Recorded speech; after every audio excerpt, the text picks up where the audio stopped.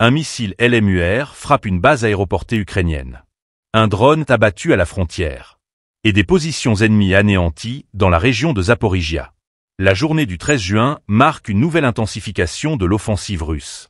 Si vous suivez de près l'évolution de ce conflit, abonnez-vous maintenant et partagez ce reportage pour ne rien manquer des développements cruciaux. Le 13 juin a été le théâtre d'une série de frappes coordonnées et d'opérations de terrain menées par les forces russes dans plusieurs zones de la ligne de front.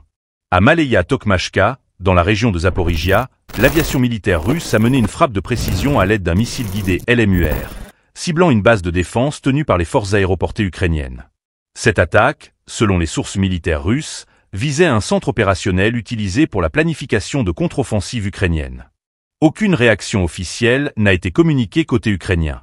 Sur un autre front, les unités du régiment aéroporté des Cosaques du Don ont révélé des détails sur leurs engagements récents, notamment dans la zone de Komar.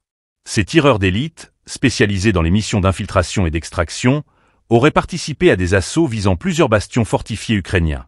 Les images diffusées montrent la destruction de postes de tir, de blindés légers et de dépôts logistiques à l'aide d'armements de précision.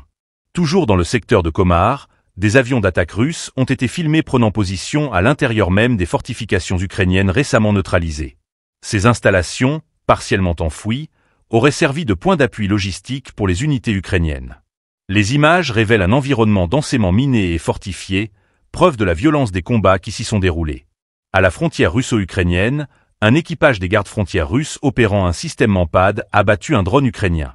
L'incident s'est produit dans une zone non précisée, mais considérée comme sensible sur le plan des incursions technologiques.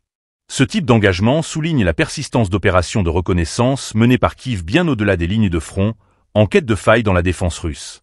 Enfin, d'autres opérations se sont déroulées simultanément dans la région de Donetsk et dans les secteurs forestiers proches de Kremina.